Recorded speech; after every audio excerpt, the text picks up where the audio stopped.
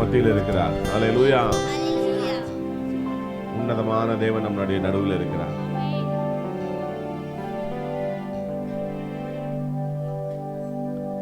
எப்போதும் என் முன்னே உம்மை தான் நிறுத்தி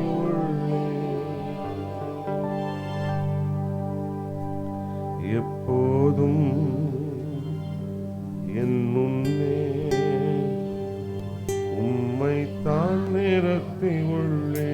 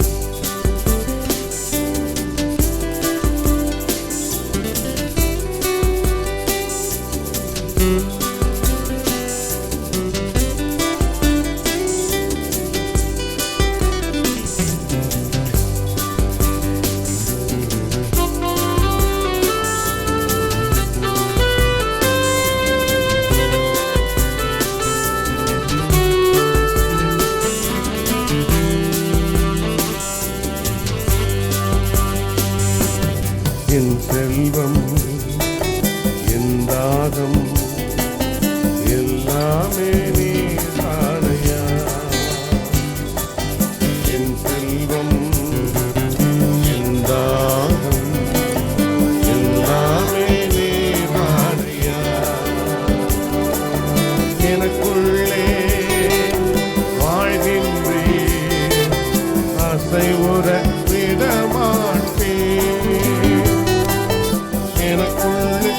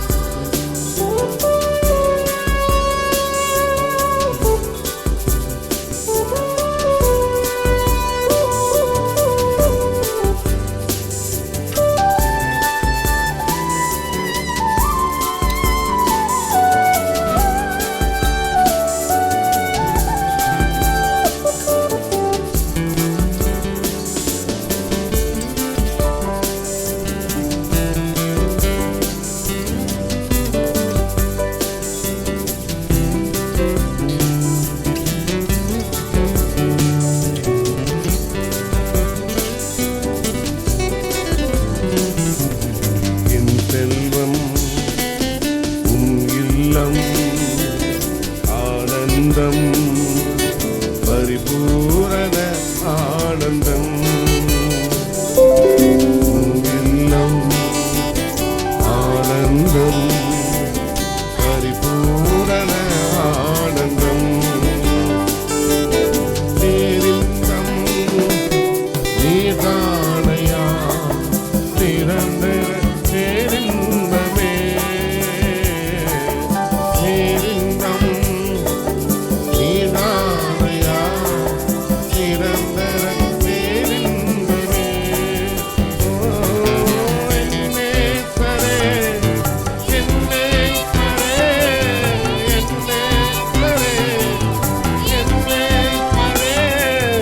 எப்போதும்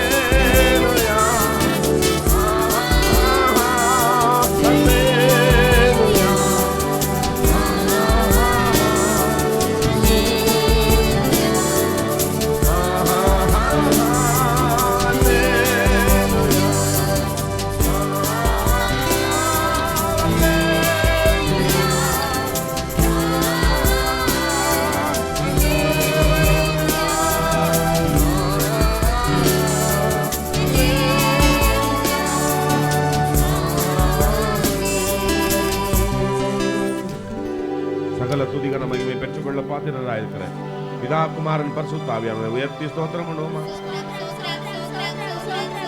ஆமென். ஸ்தோத்திரம். நல்ல சத்தத்தை வேணும்.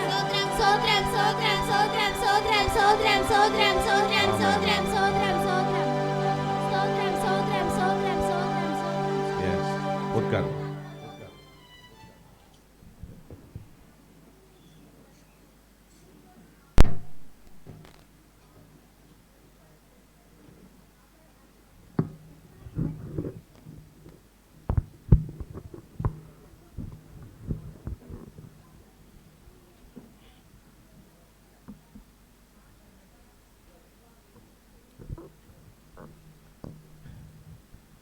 விழா நாள் என்பதாலும் அநேக புதியவர்கள் நண்பர்கள் நமக்கு வந்திருக்கிறதுனாலும் நீண்ட நேரம் ஆராதிக்க நான் அதை கொண்டு செல்ல விரும்பவில்லை. மேலும் சரியான நேரத்துக்கு நாம் முடித்து இரவு விருந்துக்காக நாம் தயாராக வேண்டும் அல்லவா? ஆகவே நான் சீக்கிரத்தில் முடித்து விடுகிறேன்.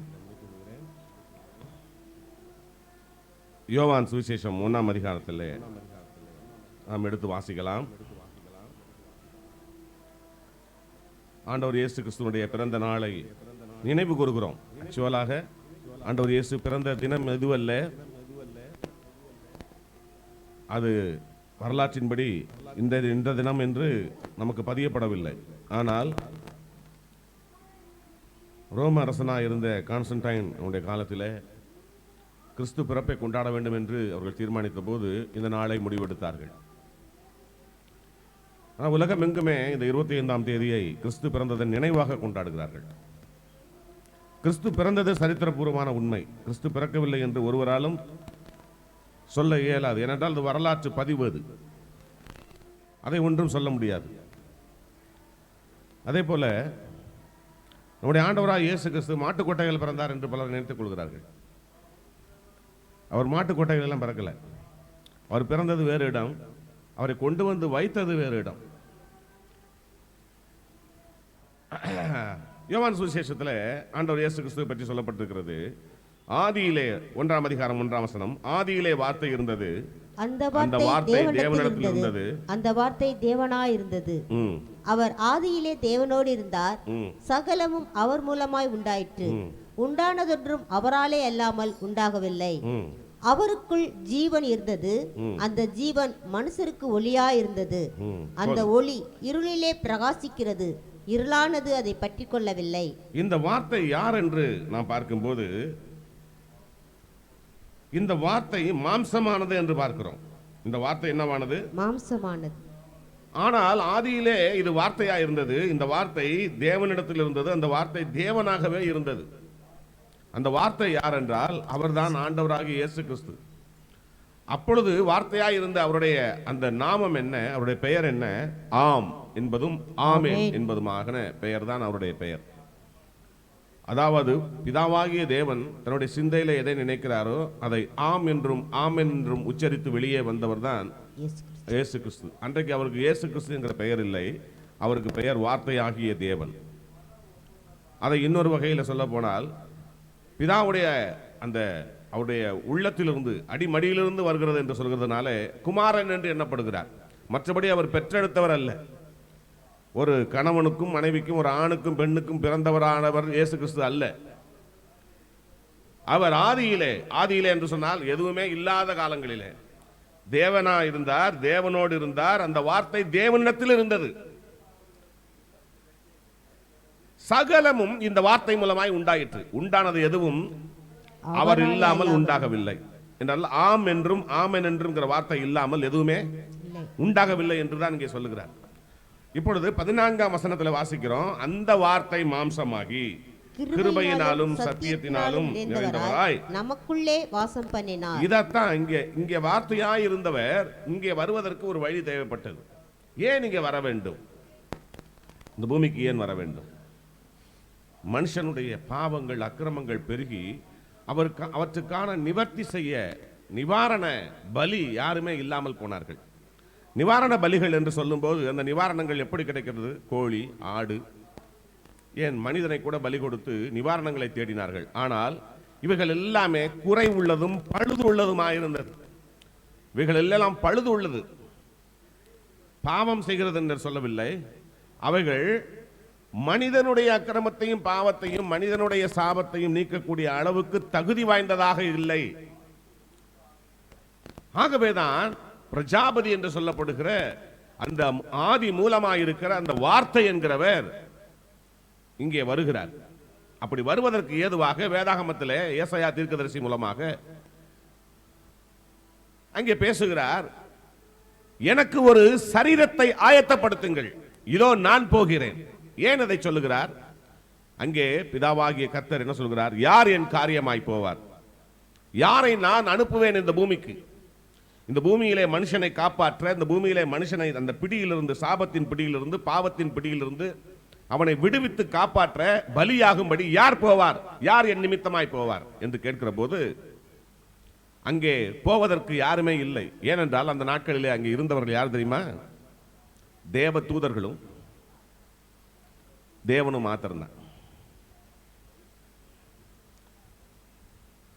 தேவ தூதர்களும் தேவனும் மாத்திரம்தான். உலகம் தோன்றும் முன்பாக, உலகத்தை தோற்றுவிக்கும் முன்பாக ஒருவேளை மனுஷன் வீழ்ந்து போனால் என்ன செய்யலாம்? யார் என் காரியமாய் போவார்? இதோ அடியேன் இருக்கிறேன், என்னை அனுப்பும். எனக்கு ஒரு சரீரத்தை ஆயத்தப்படுத்தும். என்றால் எனக்கு சரீரம் இல்லை என்று வார்த்தையாக அவர் சொல்கிறார்.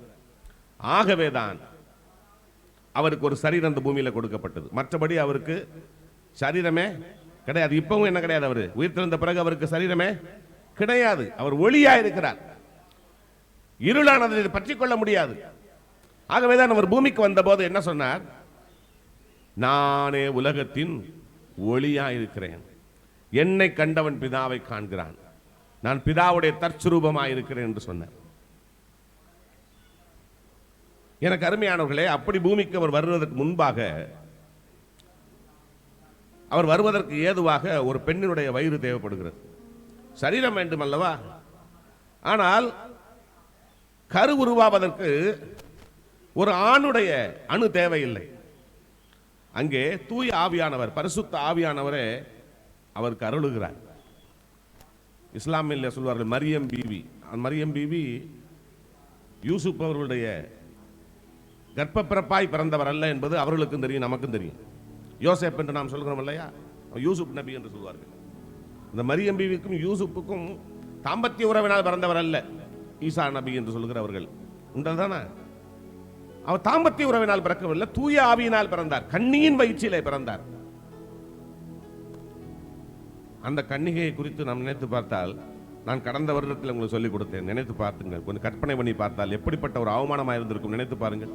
திருமணத்துக்கு முன்பாக கடவுள் பெயரால் வருகிற கர்ப்பத்தை யார் தான் ஏற்றுக்கொள்வார்கள்? யார் தான் அதை நம்ப முடியும்? யார் தான் அதை பரிசுத்தம் என்று ஒத்துக்கொள்வார்கள்? பித்தலாட்டம் என்று சொல்வார்கள் இல்லையா? இன்றைக்கு 2000 வருடங்களுக்கு பிறகு கூட பித்தலாட்டம் என்று சொல்லுகிறார்கள். ஆனால் அந்த நாட்களில் எப்படி இருந்திருக்கும்? அப்படிப்பட்ட ஒரு வேதனைகளை எல்லாம் அவர்கள் சுமந்தார்கள். நாம் பாடினோம், தாழ்மையை தரித்துக் கொண்டவராய் இங்கே வந்தார். ஆண்டவர் இயேசுவிடத்தில் முதலாவது இருந்தது என்ன தெரியுமா? தாழ்மை. என்ன தாழ்மை? கொலோசியர்ல வாசிக்கிறோம், அவர் தேவனுக்கு சமமாக இருக்கிறதை, அவர் எப்படி இருக்கிறாரு? தேவனுக்கு சமமாக இருந்ததை தனக்கு கிடைத்த பெரிய பாக்கியம் என்று எண்ணி பரலோகத்திலேயே இருந்து விடாமல் அடிமையின் ரூபம் எடுத்து மனிதர் சாயலானார் என்று எழுதப்பட்டிருக்கிறது. ஆகவே அவர் தேவாதி தேவனாக இருந்தவர் தான் இங்கே வந்தார். இயேசு பிறந்து 2000 வருஷம் ஆகிறது என்று சொல்லுகிறோம். ஆனால் அவர் இருந்து, அவர் எத்தனை காலமாக இருக்கிறார்? அவர் சொல்லுகிறார், நான் இருக்கிறவராகவே இருக்கிறேன். எப்படி இருக்கிறேன்? என் பேர் என்னன்னு கேட்கும்போது, ஆபிரகாம் கேட்கும்போது என்ன சொல்றாரு? இருக்கிறவராகவே இருக்கிறேன். என் பேர் இருக்கிறவராகவே இருக்கிறேன். அப்படின்னா என்ன அர்த்தம்? நான் தான் இருக்கிறேன், வேற யாருமே இல்லை.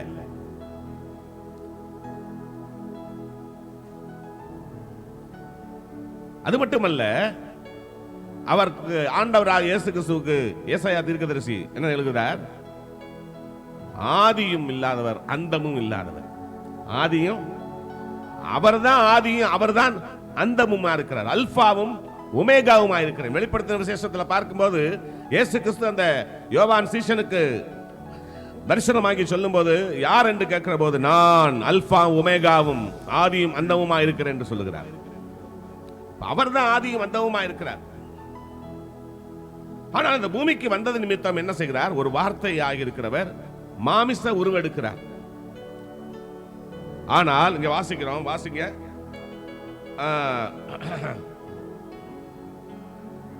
ஒன்பதாவது வசனத்துல வாசிங்கப்பா. உலகத்திலே வந்து யோவான் சுவிசேஷம் 1ஆம் அதிகாரம் 9ஆம் வசனம். உலகத்திலே வந்து எந்த மனுஷனையும் பிரகாசிப்பிக்கிற ஒளியே அந்த மெய்யான ஒளி. அவர் உலகத்தில் இருந்தார், உலகம் அவர் மூலமாய் உண்டாயிற்று, உலகமோ அவரை அறியவில்லை. அவர் தமக்கு சொந்தமானதிலே வந்தார், அவருக்கு சொந்தமானவர்களோ அவரை ஏற்றுக்கொள்ளவில்லை. அவருடைய நாமத்தின் மேல் விசுவாசம் உள்ளவர்களாய் அவரை ஏற்றுக்கொண்டவர்கள் எத்தனை பேர்களோ அத்தனை பேர்களும் தேவனுடைய பிள்ளைகளாகும்படி அவர்களுக்கு அதிகாரம் கொடுத்தார். அவர்கள் இரத்தத்தினாலாவது மாம்ச சித்தத்தினாலாவது புருஷனுடைய சித்தத்தினாலாவது பிறவாமல் தேவனாலே பிறந்தவர்கள். அந்த வார்த்தை மாம்சமாகி கிருபையினாலும் சத்தியத்தினாலும் நிறைந்தவராய். எந்த வார்த்தை? ஆதியிலே இருந்த வார்த்தையாகிய தேவன் இப்பொழுது என்னவா மாறினார்? உங்களையும் என்னை போன்ற மாம்சமும் சதையுமாய் மாறினார்.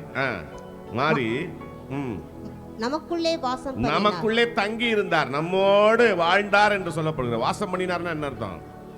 தங்கி இருந்தார், வாழ்ந்தார். அவருடைய மகிமையை கண்டோ. அது பிதாவுக்கு ஒரே பேரானவருடைய மகிமைக்கு எப்படிப்பட்டதா இருந்ததா? கடவுளுடைய மகிமைக்கு ஒப்பாகவே இருந்தது என்று அவரோடு கூட இருந்த அந்த அப்போஸ்தலன் அதை சொல்லுகிறார். சரி, இப்படி பார்க்கிற போது இதை விட்டுறான். இப்ப என்ன நடந்துச்சு? அங்க மரியாளுடைய வயிற்றுல கரு உருவாயிருச்சு. அவருடைய கணவராக யோசேப்பு அவரை ஏற்றுக்கொள்ள பயப்படுறார். ஏனென்றால் அவர்களுக்கு நிச்சயமாக இருந்தது, திருமணம் நிச்சயமாக இருந்தது. நிச்சயமான நேரங்களிலே இவளுக்கு இந்த மரியாள் அவளுக்கு கர்ப்பம் கேள்விப்படுகிறார். ஆனால் அவர் நீதிமான். அவர் என்ன செய்யவில்லை, அவர்களை போய் தூற்றி தெரியவில்லை. அவர் நீதிமானாக இருந்தபடினாலே அமைதியாக ஒதுங்க நினைக்கிறார். ஒதுங்க நினைக்கிறதா வேதம் அப்படி சொல்லுது. அவரை தூற்ற மனதில்லை. என்ன சொன்னாரா? எப்படி இருந்தாரா? அவர் ஐயங்கொண்டார், மறைவாய் விலக்கிவிட எண்ணினார். எப்படி எண்ணினாரா? ரகசியமாய் யோசனையாய் இருந்தார். இன்னொரு இடத்துல மறைவாய் விலக்கிவிட எண்ணினார். ரகசியமாய், அதாவது யாருக்கு தெரியாம வேற ஏதாவது காரணங்களை சொல்லி. ஆனால் தேவதூதர் என்ன செய்தார்? கனவுல வந்து தோன்றி, நீ மரியாதை சேர்த்துக்கொள்ள ஐயப்பட வேண்டாம், சந்தேகப்பட வேண்டாம். அவளிடத்திலே உற்பத்தியாக இருக்கிறது பரிசுத்த ஆவியினால் உண்டாயிருக்கிறது என்று சொன்ன மாத்திரத்தில் விசுவாசிக்கிறார். அதுதான் முக்கியம். அதன் பிறகு அவங்க பாருங்க, இந்த குழந்தை பிறக்கிறதுக்கு முன்னாடி ஒரு கட்டளை வருகிறது. என்ன கட்டளை வருகிறது? ராஜா, ரோம ராஜா அகஸ்டஸ் சீசர் அவரிடத்திலிருந்து ஒரு கட்டளை வருகிறது. என்ன கட்டளை? எருசலேம் எங்கும் யூதேயா எங்கும் குடி மதிப்பு, மக்கள் தொகை கணக்கெடுப்பு எடுக்க வேண்டும். ஆகவே எல்லோரும் எருசலேம் பட்டணத்துக்கு வாருங்கள் என்று சொல்லுகிறார். எல்லா ஜனங்களும் எருசலேம்ல வந்து இதுதான் கணக்கு. நம்ம வீட்டுக்கு வந்து இப்ப எடுக்கிறாங்கல்ல சென்சஸ், அப்படி எடுக்க முடியாது. அந்த காலத்தில் என்ன செய்யணும்? எல்லாரும் அவங்க தலைநகரத்துக்கு செல்ல வேண்டும். இப்ப தமிழ்நாட்டில் சென்சஸ் எடுக்கணும்னா எல்லாரையும் சென்னைக்கு வர சொன்னா என்ன மாதிரி ஆகும் நினைச்சு பாருங்க. இப்ப எல்லாம் நம்மளுடைய வாத்தியார்கள் எல்லாம் என்ன செய்யறாங்க? வீட்டுக்கு அனுப்பி சென்சஸ் எடுத்துடுறாங்க. ஆனா அந்த காலத்தில் எல்லாரும் போகணும், ஹெட் குவார்டர்ஸ் போகணும். இப்போ எல்லாரும் எருசலேமுக்கு போகிறார்கள். போகிற வழியில மரியாளுக்கு பிரசவ வேதனை உண்டாகிறது. உன்னத பாட்டிலே நான் வாசிக்கிறோம். அமைக்க மாத்தணும்.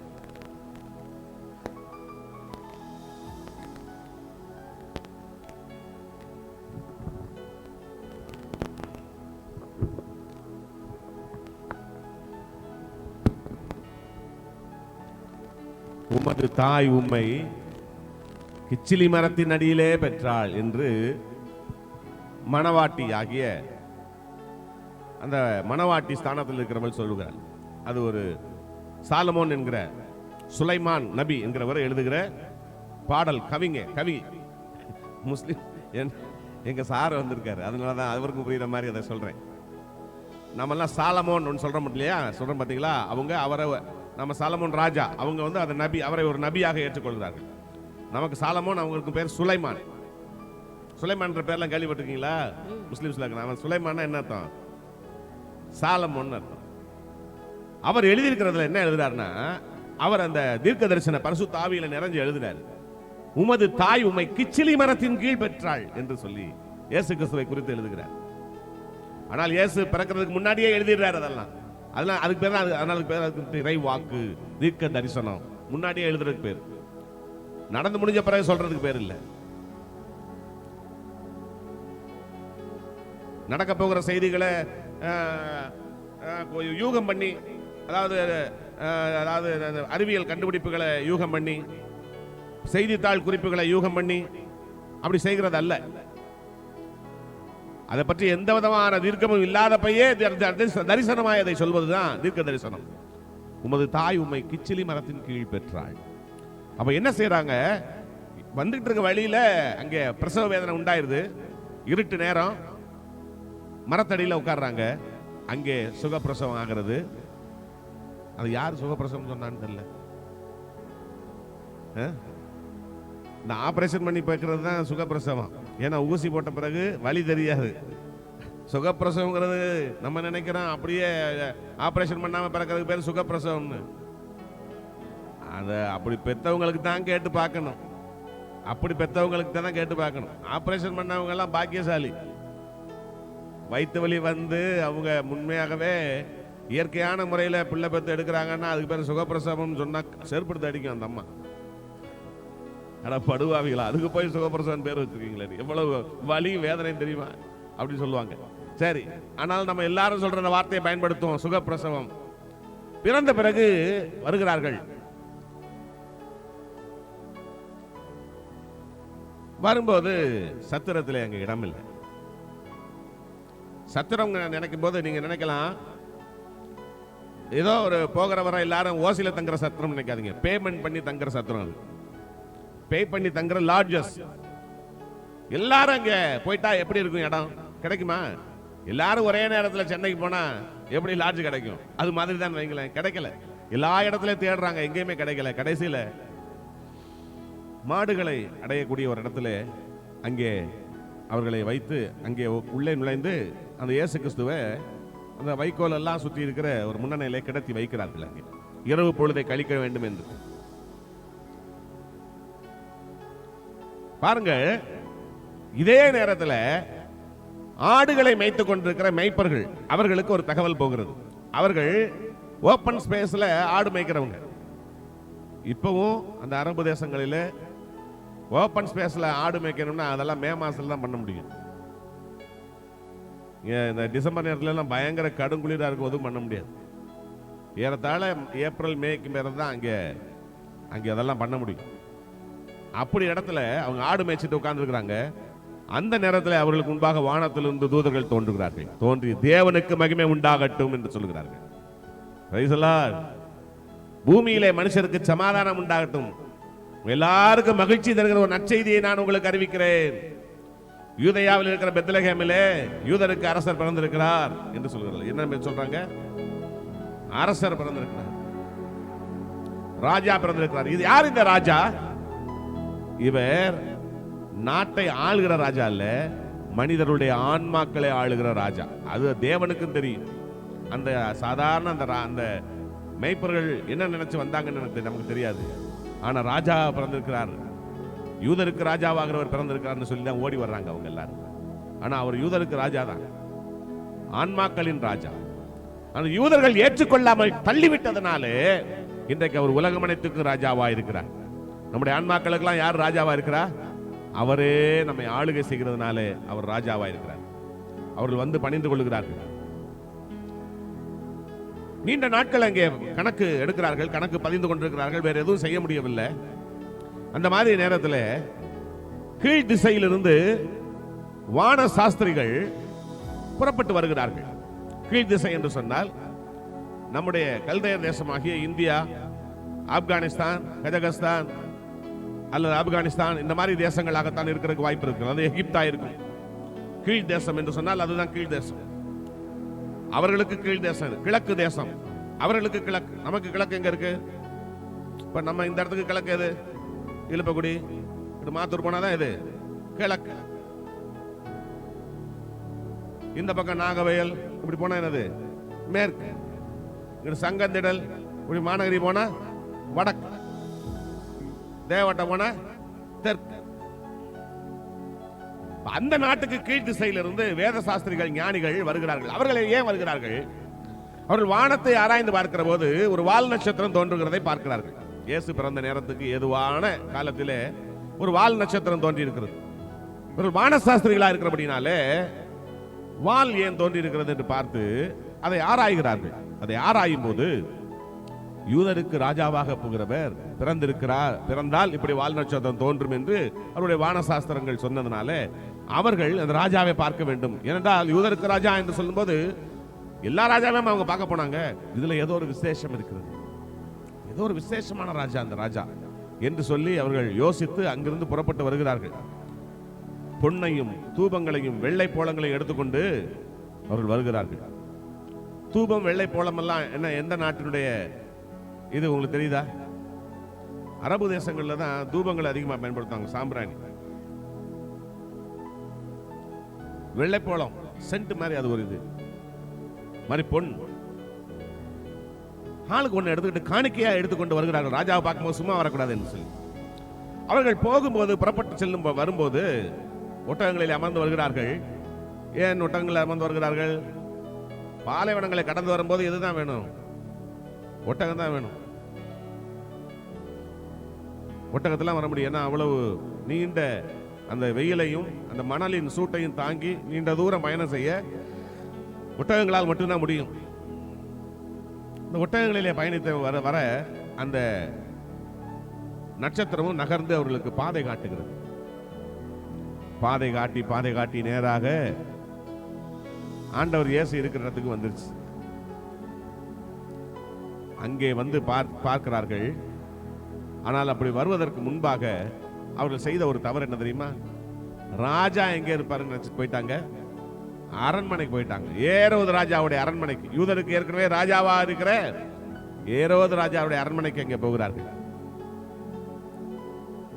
ஏரோது ராஜாவுடைய அரண்மனைக்கு அங்கே போய் அங்கே கேட்கிறாங்க, யூதருக்கு ராஜாவாக பிறந்திருக்கிறாமே, உங்க வீட்டுல புள்ள பிறந்திருக்கான்னு. அவனுக்கு அடிமடியில கை வச்ச மாதிரி இருக்கு. ஐயோ, யார் அப்படி சொன்னது? அப்படிலாம் ஒண்ணு இல்ல, பெத்லகேம்ல பிறந்திருக்கு. உடனே தன்னத்தில் இருக்கிற வானசாஸ்திரிகள், வேத வல்லுநர்கள், நிபுணர்கள் எல்லாம் கூப்பிட்டு பார்த்தா ஆமா பிறந்திருக்காருங்க. இதுக்கு இடையில 1.5 வருஷம் 2 வருஷம் ஆயிருச்சு. எது இவங்க வந்து சேர்றதுக்கு, அவ்வளவு தூரம் வந்து சேர்றதுக்கு. இயேசு பிறந்து எத்தனை வருஷம் ஆச்சு? 1.5-2 வருஷம் ஆக போற மாதிரி நெருக்கி வந்துருச்சு. இவங்க வந்து பாக்குறாங்க. இப்ப என்ன சொல்றாங்க இவங்க? இங்க பிறக்கலையா, அப்ப எங்க பிறந்திருக்காரு அப்படின்னு யோசிக்கும் போது வால் நட்சத்திரம் இங்க நிக்கல, ராஜா அரண்மனைக்கு போகல. இவங்க ஒரு கெஸ் பண்ணி போயிடுறாங்க. இப்ப நம்ம நிறைய நேரத்துல தேவனுடைய ஆலோசனையை கேட்காம நம்முடைய கெஸ்ட்ல போயிடுறோம். கெஸ்ட்ல போகும்போது தவறான இடத்துல போய் மாட்டிக்கிறோம். ராஜா சொல்றான் தந்திரமா, நானும் அவரை வணங்க வேண்டும், பார்க்க வேண்டும். நீங்க போய் பார்த்துட்டு எந்த இடத்துல இருக்காரு எனக்கு சொல்லுங்க. இவங்க சரின்னு சொல்லிட்டு வர்றாங்க. ஆனா வரும்போது சொப்பனத்தில் எச்சரிக்கப்பட்டு, அவன்கிட்ட போகாதீங்க, எந்த இடத்துல இருக்காருன்னு சொன்னீங்கன்னா அவன் குழந்தையை கொன்று விடுவான் என்று சொல்லி எச்சரிக்கப்பட்டதுனால அவர்கள் குழந்தையை பார்த்து செல்லும் போது வேறு வழியாய் புறப்பட்டு சென்று விட்டார்கள். காத்திருந்து காலங்கள் போனதடி, பூத்திருந்து பூலங்கள் போனதடி அப்படின்னு என்ன செய்தாங்க? அவனுக்கு கோபம் வந்துருச்சு ராஜாவுக்கு. அவன் என்ன செய்யறான்? இந்த கால கணக்கை அவன் நினைத்து பார்த்து 2 வருடத்துக்கு உட்பட்ட குழந்தைகள், ஆண் குழந்தைகள் எதுவா இருந்தாலும் கொன்று போட்டு விடுங்கள் என்று சொல்லி கட்டளை பிறப்பித்து விட்டான். ஆகவே பெரிய கூக்குரல் உண்டானது தேசத்தில். 2 வயதுக்குட்பட்ட குழந்தைகள் எல்லாம் கொல்கிறார்கள் என்று சொன்னபோது யோசேப்பும் மரியாளும் என்ன செய்யறாங்க? கழுதையின் மேல சேனங்கட்டி எகிப்துக்கு போகிறாங்க. அப்படி எகிப்துக்கு போக சொல்லி கட்டளையிட்டது யாரு? அதுவும் தேவதூதர்கள் தான். பிள்ளையை கொல்ல தேடுகிறான், நீங்க முன்னாடி ஓடுன்னு சொல்லி ஆண்டவர் சொல்றார். போறாங்க. ஏன் அப்படி எல்லாம் காப்பாற்றப்படுகிறார்? வேத வசனம் நிறைவேறணுமா? என்ன வேத வசனம்? ஏற்கனவே இறைவாக்கினர் மூலமாக எழுதப்பட்டிருக்கிற வசனம். என் குமாரனை எகிப்திலிருந்து வரவழைத்தேன். அந்த வசனம் நிறைவேறணும். என்ன வசனம் நிறைவேறணும்? இதை யார் சொல்றா? பிதா. என் குமாரனை எகிப்திலிருந்து வரவழைத்தேன் என்று சொல்லி அந்த வசனம் நிறைவேறணும்னா அவர் எகிப்துக்கு போயாகணும். அப்படி எகிப்துக்கு போனதுனாலதான் அங்கிருந்து எகிப்துல எத்தனை வருஷங்கள் இருந்தாங்க நமக்கு தெரியாது. ஆனா எகிப்துல இருந்து புறப்பட்டு வந்து நாசரேத்தூர்ல வந்து அடைக்கலமாகி நாசரேத்தூர்ல இருக்கிறாங்க. கடைசியில ஆண்டவர் இயேசுவுக்கு நாசரேத்தூர்லயே இருந்ததுனால வாழ்ந்ததுனால அவருக்கு பேர் என்னவாயிடுச்சு? நசரேனாகிய இயேசு கிறிஸ்துங்கிற பேர்லாம் வந்துச்சு. இதுதான் ஒரு சுருக்கமான இயேசு பிறந்து வந்ததுக்கான வரலாறு. இப்ப நம்ம என்ன பார்க்கிறோம்னா சுருக்கமான, இப்ப உங்களுக்கு சொல்ல போறது முக்கியமான காரியம். தேவகுமாரனாய் இருக்கிறவர் தன்னுடைய நிலையை விட்டு இறங்க தயங்கவில்லை. யாருக்காக? உங்களை என்னையும் காப்பாற்றுறதுக்காக. நம்மள எத்தனை பேர் நம்முடைய நிலையை விட்டு இறங்குறோம்? பிறரை காக்கும்படி நம்மளாம் இயேசு கிறிஸ்துவை கும்பிடுறோம் இல்லையா? இயேசுதான் என் தெய்வம், இயேசுதான் என் கடவுள் அப்படின்லாம் எல்லாம் சொல்றோம். தாயை போல பிள்ளையா இருக்கணும், நூலை போல சேலையா இருக்கணும் இல்லையா? இயேசு கிறிஸ்துவை கும்பிட்டுட்டு நம்ம ஊரடிச்சு ஒலையில போட்டோம்னா நமக்கு இயேசு கிறிஸ்துவுக்கு ஏதாவது சம்பந்தம் இருக்கா? இயேசு கிறிஸ்துனுடைய மாதிரியை எதுவும் இல்லாம பெருமை பிடித்தவர்களா இருந்தா நமக்கு ஏதாவது இருக்குமா? அவர் தேவனுக்கு சமமாய் இருக்கிறதை கொள்ளையாடின பொருளாக நினைக்காமல் அங்கிருந்து மனுஷர் சாயலானார், இறங்கி வந்தார் என்று பார்க்கிறோம். அடிமையின் ரூபம் எடுத்தாராம். என்ன ரூபம்? என்ன ரூபம்? பாவத்துக்கு அடிமையா இருக்கிற மனித ரூபம். நம்ம எல்லாரும் எதுல இருக்கோம்? பாவத்துக்கு அடிமை. ஒரு பாவத்தை செய்யும்படி தூண்டப்பட்டுட்டோன்னு வைங்க, உடனே என்ன செஞ்சிருவோம்? அதை செஞ்சிடறாங்க. சந்தர்ப்பமும் சூழ்நிலையும் வாச்சிட்டா யாரும் எந்த தப்பும் பண்றதுக்கான தயாருக்கு போயிடுறாங்க. இன்னைக்கு நிறைய பேரு நீதிமான்கள் என்று எண்ணப்படுகிறது எதனால தெரியுமா? மாட்டிக்காம இருக்கிறதுனாலதான், அல்லது யாருக்கு தெரியாம இருக்கிறதுனால.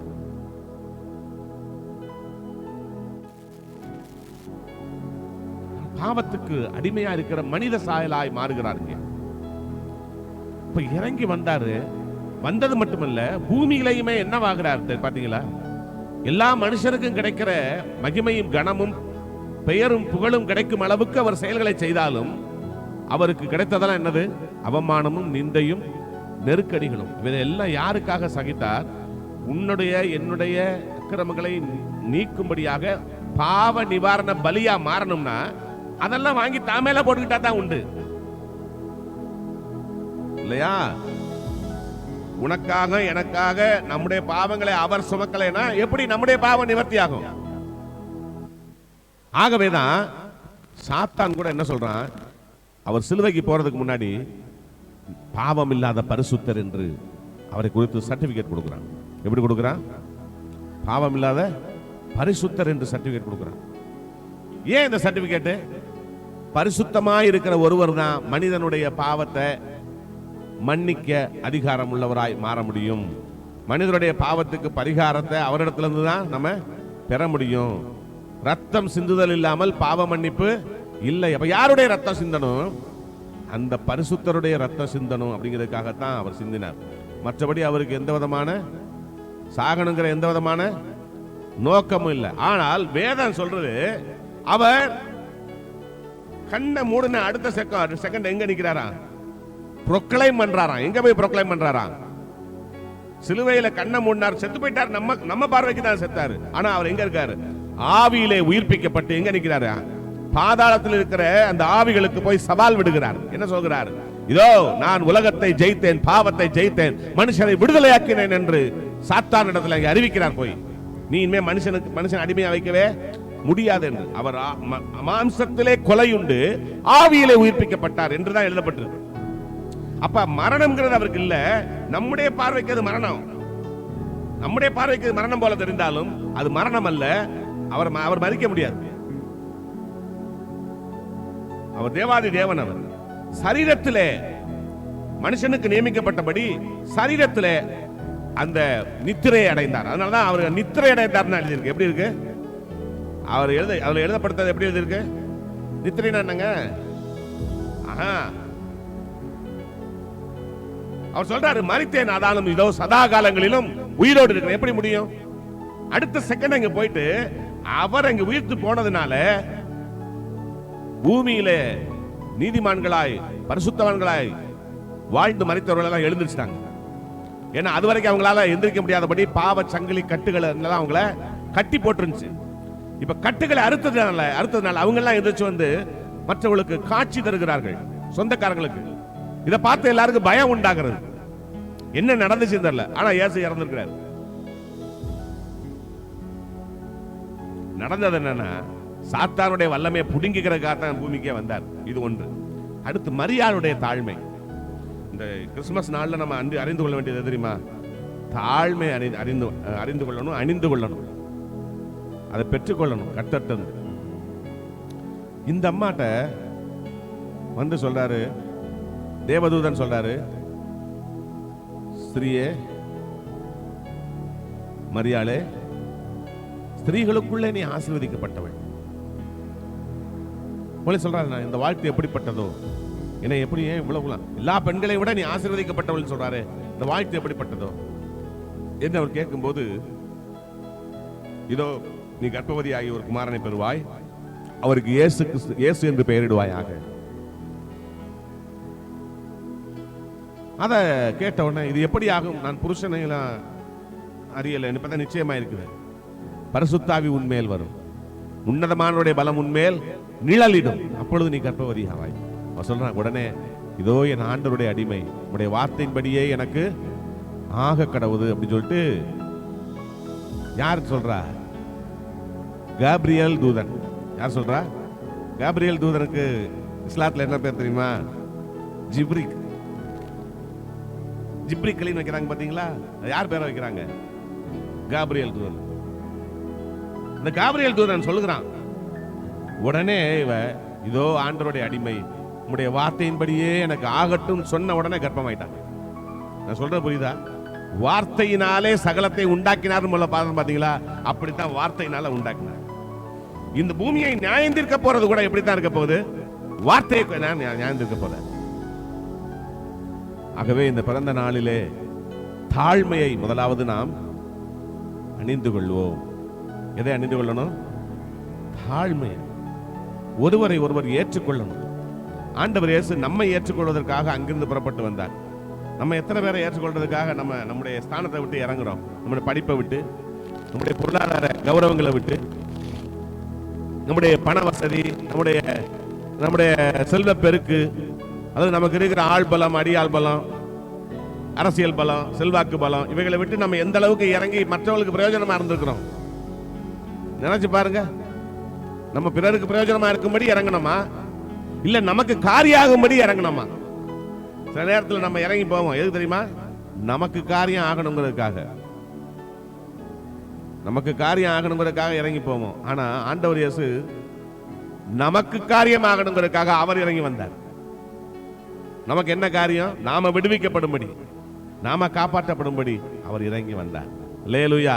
இன்னும் கொஞ்ச நேரத்துல இன்னொருத்தர் இறங்கி வந்துட்டு இருக்கிறார். இப்ப உங்களுக்கு தெரியாது, இது நான் நகைச்சுவையா சொல்றேன். இறங்கி வருவாருன்னு பார்த்தா பறந்து கீழே விழுந்துட்டாரு. மீனா நல்லா ஒட்டு மீனா. இந்த கிறிஸ்துமஸ் தாத்தான்னு ஒண்ணு, இது பைபிள்ல இருக்காங்க, இருக்கா?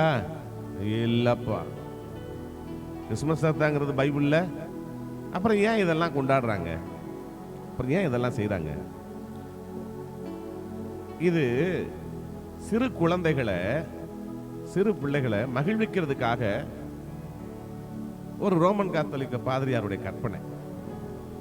அவர் ஒன்னும் ஏமாத்தணும்னு சொல்லல, அவரே அதை ஒத்துக்கிட்டார். இது கற்பனை தான் என்ன செய்தார்? அவரு ஒத்துக்கிறார். அந்த பிள்ளைகளுக்கு ஏதோ ஒரு வகையில ஒரு சின்ன ஃபன் உண்டாக்கி அவர்களை அந்த நேரத்தில் ஒரு சந்தோஷமா வைக்கணும்னா என்ன செய்யலாம் அப்படிங்கிறதுக்காக அவர் யோசித்து எடுத்த அந்த முடிவு தான். அப்ப என்ன செய்யறாரு? பை நிறைய என்ன கொண்டாரு? நம்ம வெறும் சாக்லேட் எடுத்தா. இந்த நம்ம ஊரு இப்ப கிறிஸ்துமஸ் தாத்தா மாதிரி தருத்திரம் பிடிச்ச கிறிஸ்தவ தாத்தா எந்த உலகத்திலையும் இல்லை. ஆனா ஃபாரின்ல எல்லாம் பாத்தீங்கன்னா கிறிஸ்துமஸ் தாத்தா என்ன செய்யறாரு? நிறைய பழங்கள், நிறைய பரிசு பொருட்களை கொண்டு வர்றாரு. கிஃப்ட்ஸ் நிறைய கொண்டு வருவாரு. அந்த கிஃப்ட்ஸ் திறந்தாலே அழகழகான பொம்மைகள் இருக்கலாம், அழகழகான பிள்ளைங்க யூஸ் பண்ற மாதிரி ஏதாவது இருக்கும், வீட்டுல யூஸ் பண்ற மாதிரி இருக்கும். இதெல்லாம் கொண்டு வந்து அவங்க கொடுப்பாங்க. நம்ம ஊர்ல இருக்கிற தாத்தா ஒரு சுருக்கு பையில இந்த சாக்லேட் ஒரு 100 ரூபாய்க்கு ஒரு 50-100 சாக்லேட் எடுத்து கொண்டு வந்துட்டு அதை தூக்கி விசிறிக்கிட்டு அதை எரிஞ்சுக்கிட்டு இல்லை ஓடி போயிரு. அந்த தாத்தாலாம் இங்கே வரப்படாது சொல்லிட்டேன். ஏ தாத்தா இங்கே வரப்படாது. அந்த தாத்தாவுக்கு இங்கே வேலையே கிடையாது. ஒரு வேளை அப்படி வந்தார்னு வை, அந்த தாத்தா அவர் தாத்தாவா நான் தாத்தாவான்னு பாத்திர வேண்டியதுதான். இன்னைக்கு செல்வன்ட்ட தான் சொல்லியிருந்தாராம் வர சொல்லி. நானும் நம்பிட்ட சாயந்தரத்துலேருந்து ஃபோன் பண்ணி கேட்டேன். செல்வன், என்ன செல்வன், உங்க ஃப்ரெண்டு அந்த கிறிஸ்மஸ் தாத்தா வருவாரா, நீ தானே சொல்லி ஏற்பாடு பண்றேன்னு சொன்ன அப்படின்னு. அவன் என்ன செஞ்சாலும் தெரியல. செல்வன் இருக்காராப்பா? ஏப்பா வெளியில செல்வன் நிக்கிறாரா?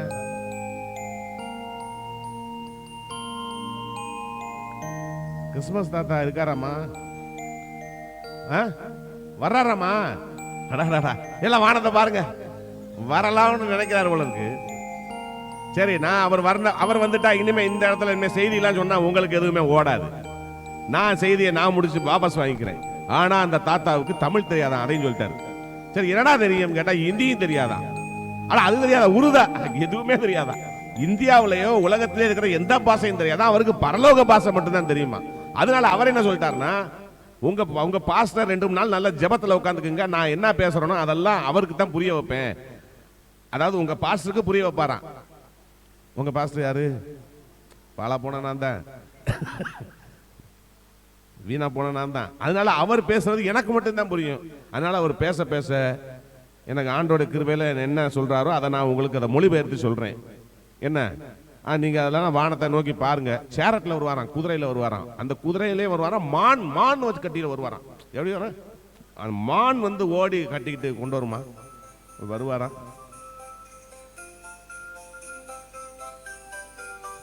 ஆத்தா வருதா தாத்தா வருதா தெரியல.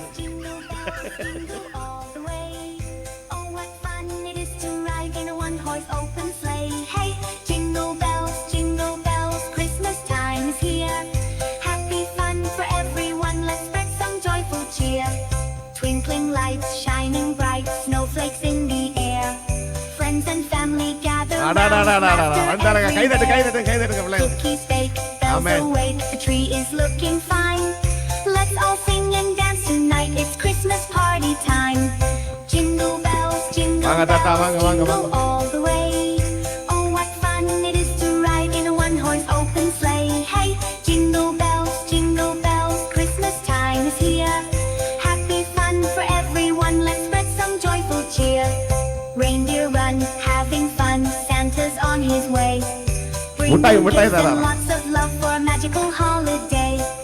Candy canes, snowy rain, let's play and sing along. Hold your hands and clap your feet. Join us. Jingle bells, Christmas time is here.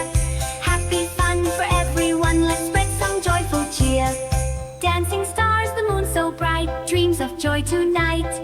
Merry moments, laughter sweet, Christmas feels so right. Jingle bells, let's all shout hooray! Happy fun with everyone on this Christmas day. அங்க பின்னாடி எல்லாம் குழந்தைகள் இருக்காங்க. தாத்தா கொடுத்துட்டு வாங்க. சின்ன குழந்தை ஓடியா முன்னாடி வா. சின்ன குழந்தை எல்லாம் முன்னாடி வந்து ஆடு. தாத்தாவோட ஓடியா. சின்ன குழந்தை வந்து ஓடியா, அந்த ஆடு ஓடியா. சின்ன குழந்தைல ஓடியா, தாத்தாவோட அந்த ஆடு ஓடியா. புஸ்கி வா முன்னாடி வா. முட்டாய் வாங்கினவங்க எல்லாம் ஆடணும். முட்டாய் வாங்கினவங்க எல்லாம் ஆடணும். முன்னாடி வா. Dance. Dance.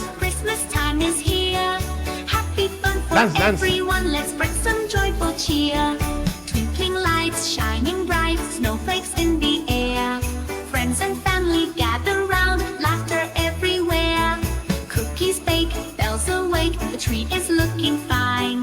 Let's all sing and dance tonight, it's Christmas party time. தாத்தா வாங்க தாத்தா. Jingle bells, வாங்க தாத்தா, உங்களோட சேர்ந்து கொஞ்சம் பிள்ளை ஆடட்டும் வாங்க.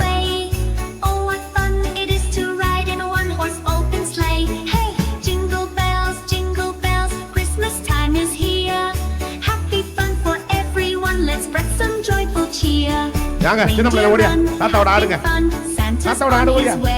பாப்பா எல்லாம் ஆடு. Bringing gifts and lots of love for a magical holiday. ஒரு பாட்டு எடுத்தியா. Candy canes, snowy lanes, let's play and sing along. Hold your hands and clap your feet, join the Christmas song. Jingle bells, Christmas time is here. ஆடு. Happy fun for அப்படிதான். everyone, let's spread some joyful cheer. Dancing stars, the moon so bright, dreams of joy tonight. Merry moments, laughter sweet, Christmas feels so right.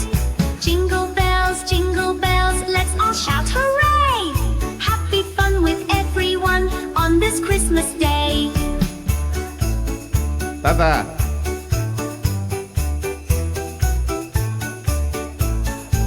தாத்தாவுக்கு ஒண்ணு நம்ம பாத்தீங்களா, எனக்கு புரியல பாத்தீங்களா, நான் தான் அப்படின்ட்டேன். பாட்டை நிறுத்துங்கப்பா, பாட்டை நிறுத்துங்கப்பா. அவருக்கு இங்கிலீஷும் தெரியாது, தமிழும் தெரியாது. தாத்தான் கூப்பிட்றதா என்னன்னு கூப்பிட, தாத்தான் கூப்பிட்டா கேட்க மாட்டேங்கிறா பார்த்தீங்களா, புரியல அவருக்கு. ஹாக்கியா என்னதுயா என்னமோ சொல்றாரு.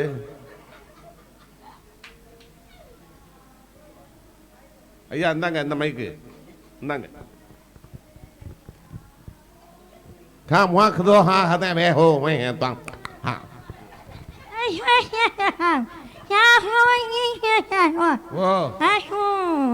பரலோகத்துல இருந்து பார்த்தா இறங்கி வர்றாராம். ஒரு மானுக்கு கால் உடஞ்சு வச்சான் அறையில, அதான் ரொம்ப லோட் ஆயிருச்சான். சொல்லுங்க, எல்லாரும் நல்லா இருக்காங்களா அங்க? உங்க அப்பா தான் நல்லா இருக்கான்னு தெரியலையே. அப்பத்தாவுக்கு அங்க பல்லுலாம் முளைச்சிருச்சான் சொல்றாரு. உங்க பேர பிள்ளைகள்லாம் எப்படி இருக்கு? வா போவல் பாஹா எல்லாம் சூப்பரா இருக்காங்க. இப்ப இங்க இருக்கிறவங்க யாரு? போகல் உபாகா பை இவங்கெல்லாம் பேர பிள்ளை தானா? என்ன இந்த தாத்தாவுக்கு மட்டும்தான் வருது?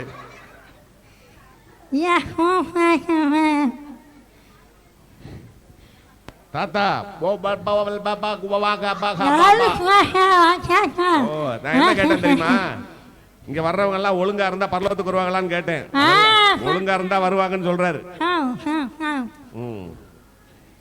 இப்ப என்னமா கையில வச்சிருக்காரு என்னன்னு தெரியலையே, பாருங்க.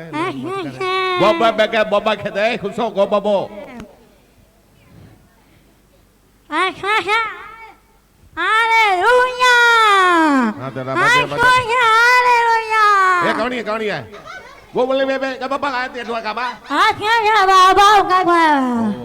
நீங்க இயேசு நல்லவர், இயேசு வல்லவர், அல்லேலூயான்னு சொன்னா கையில இருக்கிற பொருளை தருவாராம். யாரெல்லாம் சொல்ல போறீங்க? ஹல்லேலூயா. இயேசு நல்லவர், இயேசு நல்லவர். பெரிய பெருசுகளுக்கெல்லாம் ஒண்ணும் கிடையாது. பெருசுகளுக்கு இது குழந்தைகளுக்கு மட்டும்தான். யாரெல்லாம் எந்த குழந்தையெல்லாம் இயேசு நல்லவர், இயேசு வல்லவர், அல்லேலூயான்னு சொல்றாங்க.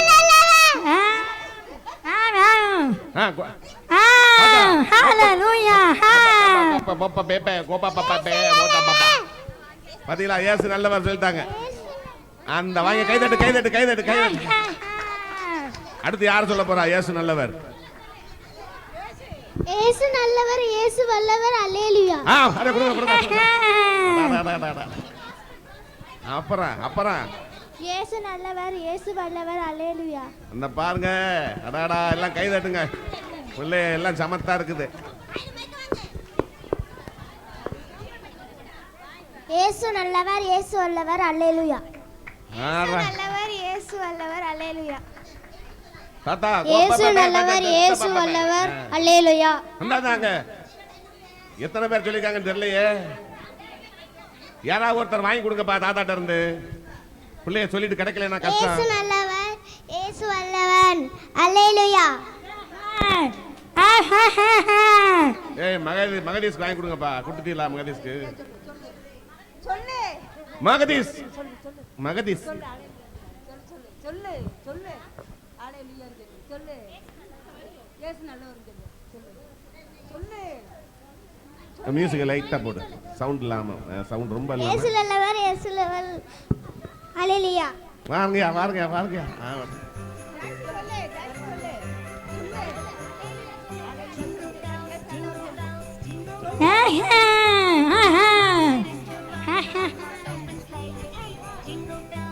இயேசு நல்லவர், எல்லாரும் நல்லவங்க. இயேசு நல்லவர்,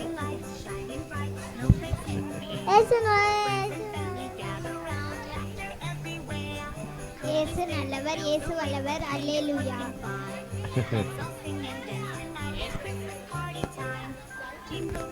ஏய் சின்ன யார் சொன்னாங்களா வாங்கி கொடு பிரியா பிள்ளைகள்கிட்ட.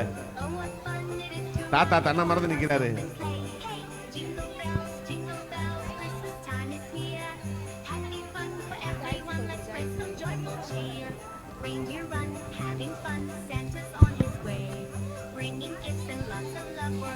ஏய் எங்க சகப் சாருக்கு கொடுங்கப்பா. எங்க சகப் சாருக்கு கொடுங்கப்பா.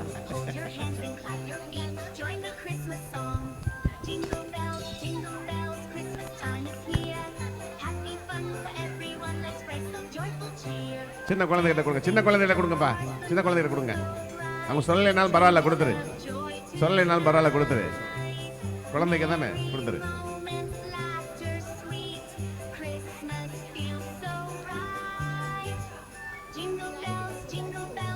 வேற என்ன வேணுமா? விக்கி மருமகனுக்கு என்ன வேணுமா? ஏப்பா அந்த விக்கி மருமகனுக்கு கூட அதாவது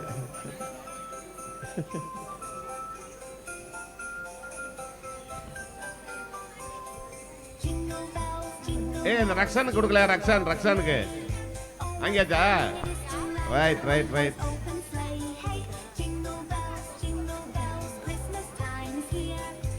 ஓகே ஓகே. புஸ்கி வாங்கிட்டியா? புஸ்கி சொன்னுச்சா?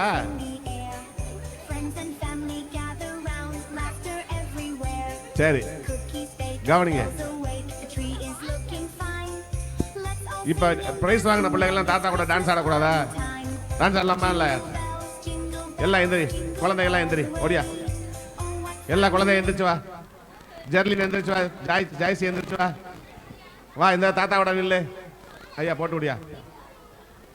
எந்திரிச்சு வா, எந்திரிச்சு வா, எந்திரிச்சு வா. எபி ஓடியா, எபி ஓடியா. வா நம்ம சர்ச்சு பிள்ளைகளாம் எந்திரிச்சு வா. டுவி உட்காந்துக்க, டுவி வேணாம், பெரிய சின்னவன் எந்திரிச்சு வா. ரக்ஷா எந்திரிச்சு வா, எந்திரிச்சு வா, ஓடியா. டான்ஸ் ஆடு, வா ஓடியா. பாட்டை போடுயா.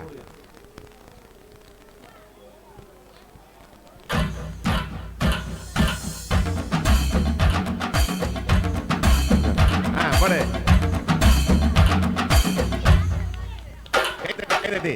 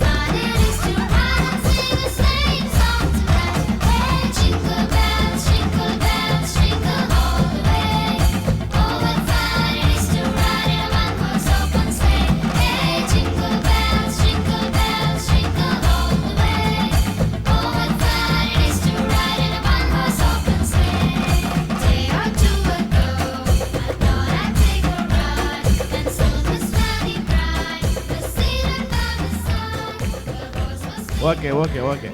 தாத்தா போகட்டும், எல்லாம் வழி விடுங்க. அடுத்த சர்ச்சுக்கு போகணும் தாத்தா. சாக்லேட் அப்படியே தூக்கி போடுங்க. அப்படியே பெரியவங்க மன்னிச்சுக்கிறங்க, இருக்கிற சாக்லேட்லாம் காலி பண்ணணுமா தாத்தா, மேலே போட்டுருங்க. அப்படியே பின்பக்கம் போயிருங்க, நிறைய பேர் வாங்கல பின்பக்கம். அப்படியே கொடுத்துட்டு அப்படியே போங்க தாத்தா. அடுத்த வருஷம் வாங்க தாத்தா. போப்பா.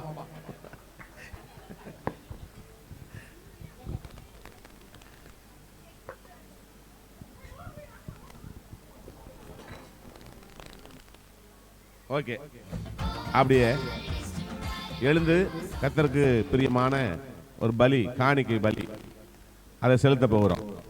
செலுத்தி முடிச்சதோட இறுதி நிறைவு ஜெபத்தை செய்துட்டு நம்ம உணவு விருந்துக்காக செல்லலாம்.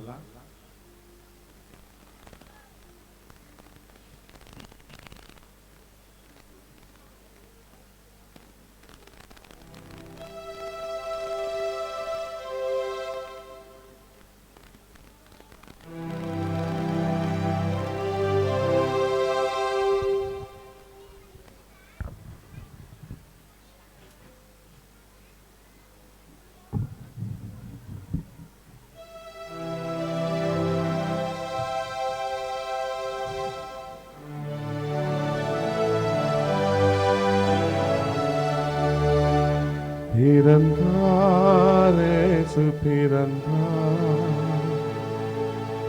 உதித்தார், மனதில் உதித்தார். என்ன சொல்லி தேவன் அன்பை பாடி நன்றியுடன் மகிழுவேன். இன்னல் யாவும் அகன்ற பொறுமை மன்னரவர் மகிமையே. என்ன சொல்லி தேவன் அன்பை பாடி நன்றியுடன் மகிழுவேன். இன்னல் யாவும் அகன்ற பொறுமை மன்னரவர் மகிமையே. பிறந்தார், இயேசு பிறந்தார், உதித்தார், மனதில் உதித்தார். பிறந்தார், இயேசு பிறந்தார், உதித்தார், மனதில் உதித்தார்.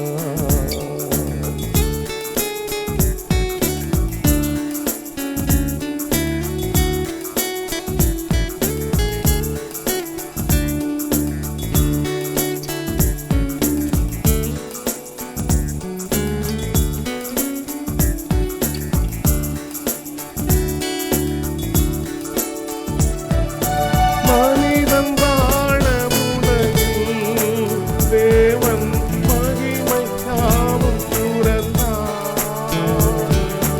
மனிதன் வாழ உலகில் தேவன் மகிமையாவும் துறந்தார். இனிதாய் நாமும் புதிதாய் வாழ்வு பெறவே இயேசு பிறந்தார்.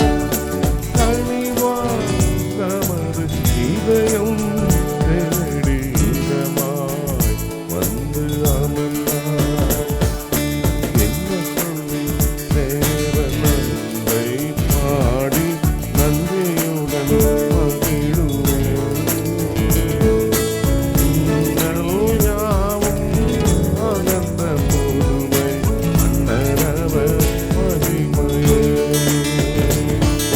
பிறந்தார், இயேசு பிறந்தார், உதித்தார், மனதில் உதித்தார். பிறந்தார், இயேசு பிறந்தார், உதித்தார், மனதில் உதித்தார். ஜெபம் பண்ணுப்பா.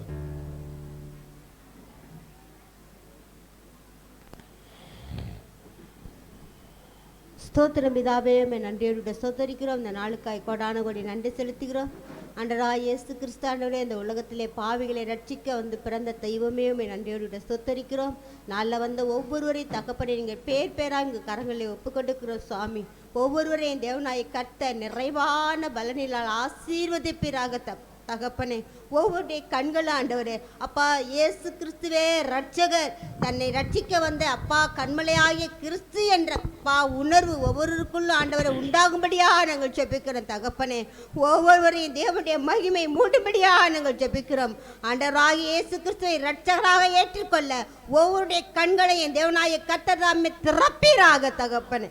ஆண்டவரே உங்கள் அன்பு கரங்களிலே ஆண்டவரே வந்த ஒவ்வொருவரையும் தகப்பனே அப்பா எந்த நோக்கத்தோடு வந்தார்களோ நாங்கள் அறியோம். ஆனால் அப்பா நாங்கள் முகத்தை பார்க்கிறோம். என் தேவனாய கர்த்தராகிய நீர் ஒவ்வொருடைய உள்ளங்களையும் ஆராய்ந்து அறிந்திருக்கிறீர். அவருடைய உள்ளங்களுடைய எல்லா தேவைகளையும் தேவனாய கர்த்தர் தாமே பூர்த்தி செய்வீராக.